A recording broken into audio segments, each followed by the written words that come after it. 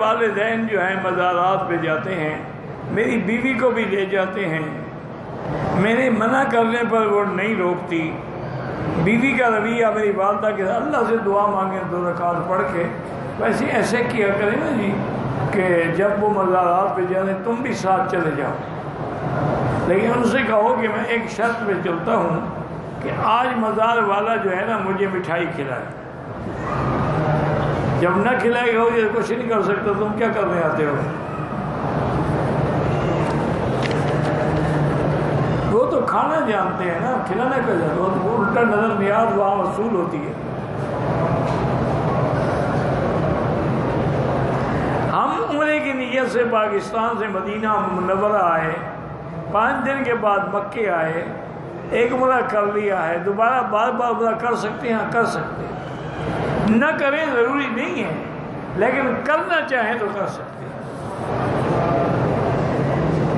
آپ بالکل مسافر ہیں، نماز قصر ہوگی، سنت اور نفل معاف ہے، پڑھو تو ثواب ہے۔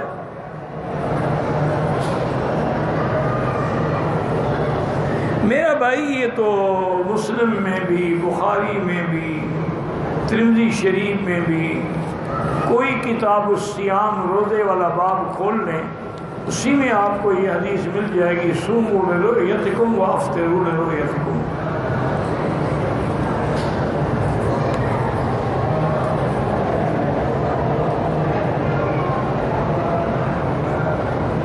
کہتے ہیں کہ اگر انتقال ہونے کے بعد میت کو گھر میں رکھا ہے تاکہ لوگ چہرہ دیکھ لیں، اس وقت بھی اس کے پاؤں کعبے شریف کی طرف نہ کریں، احترام یہی ہے، کعبے کی طرف سر ہونا چاہیے، منہ ہونا چاہیے، نہ کہ پاؤں ہونے چاہیے۔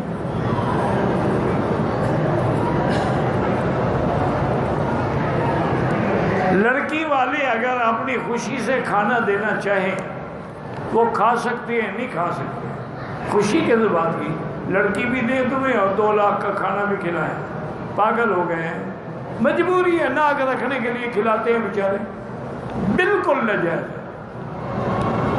لڑکے والوں کو کھلانا چاہیے، نہ کہ لڑکی والوں کو۔ اگر تمہیں اتنا شوق ہے لڑکی والوں کے گھر کی لاج رکھنے کا تو پیسے تم ان کے دے دو، کہو یہ پیسے لے لو، کھانا کر دو، بڑا آسان حل ہے۔ لڑکی کے گھر سے کھانا کھانا جو ہے نا وہ جائز نہیں ہے۔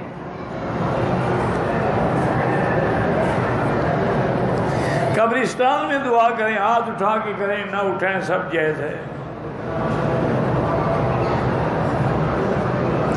کہتے ہیں کہ جمعہ کے دن عصر کی نماز کے بعد یہ درود شریف 80 مرتبہ پڑھنے سے 80 سال کے گناہ معاف ہو جاتے ہیں۔ ایسی کوئی حدیث تو نہیں ہے، لیکن تم درود شریف پڑھا کرو۔ ہم طائف جا رہے ہیں زیارت کے لیے، وہاں سے جب مکہ آئیں گے تو احرام لازمی ہے، کیونکہ طائف میقات ہے۔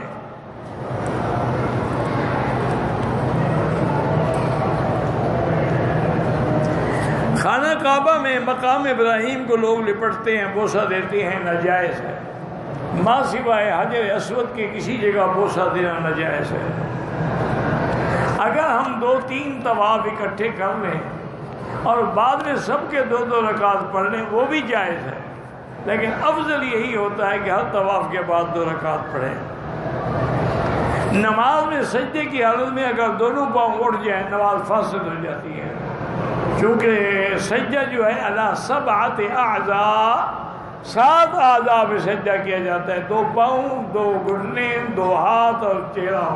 تو اگر اس میں کوئی اٹھ گیا تمہارا سجدہ پورا نہیں ہوا، سجدہ نہیں ہوا تو نماز ہی نہیں ہوئی۔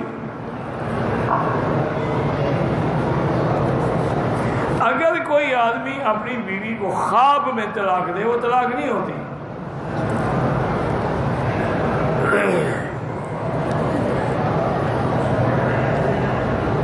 خواب میں کوئی سانپ دیکھے، مانا ایک دشمن کا ہوتا ہے، صدقہ خیرات کر دو، اور ایسے خواب بتایا ہی نہ کرو کسی کو۔ 3 مرتبہ گلے ملے، معان کا کرنا جائز ہے، 1 دفعہ کرو یا 3 دفعہ کرو۔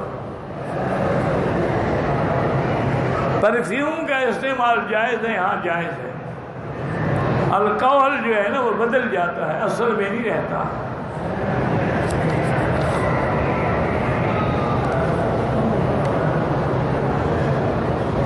اگر کسی رشتے دار کو کوئی چیز ہم نے تحفے کے طور پہ دی ہے، وہ صحیح استعمال نہ کرے تو واپس لے سکتے ہیں، واپس لینا حرام ہے۔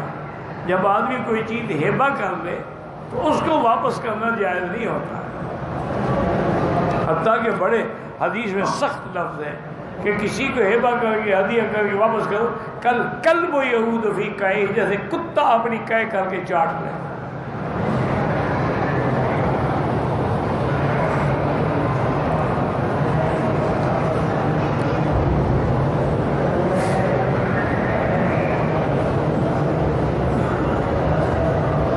اگر کوئی شوہر اپنی بیوی سے یہ کہے کہ تو فلاں پیر کو سجدہ نہ کرے تو تجھے طلاق ہے، بالکل سجدہ نہ کرو، طلاق بہتر ہے، شرک سے تو بہتر ہے نا جان چھوٹے۔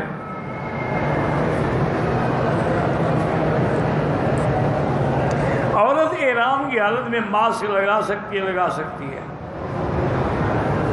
والدین یعنی دونوں کے لیے ایک عمرہ ایک کے لیے۔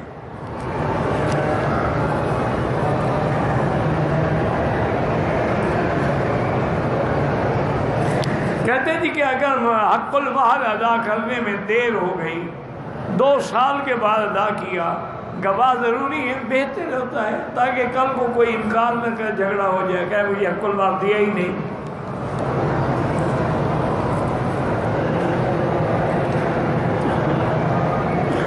میں انڈیا سے ہوں، میری بہن کو کینسر ہے، سورۃ الفاتحہ پڑھ کے دعا کیا کریں، اور ایک آیت مبارک ہے سورۃ النجم کی آخری آیت، لیس لہا من دون اللہ کاشفہ، 1100 دفعہ پڑھ کے پانی پہ دم کریں، وہی پانی پلائیں، 11 دن کے بعد پھر عمل کریں۔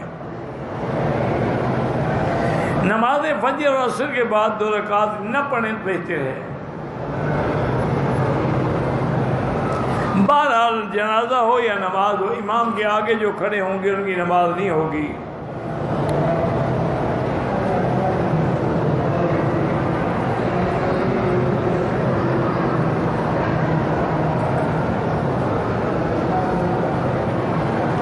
میں سرجن ہوں،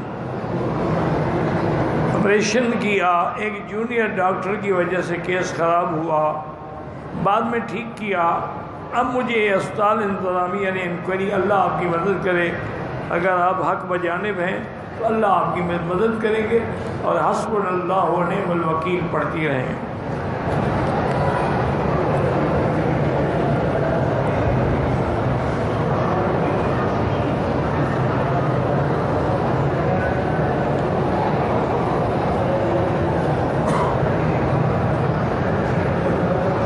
بہرحال آپ کے بھائی حق پر ہیں، لوگ ناجائز ان کو تنگ کرنا چاہتے، انہیں بھی یہی بتائیں کہ حسبنا اللہ و نعم الوکیل، حسبنا اللہ و نعم الوکیل پڑھا کریں، اللہ کی حفاظت ہوگی انشاءاللہ۔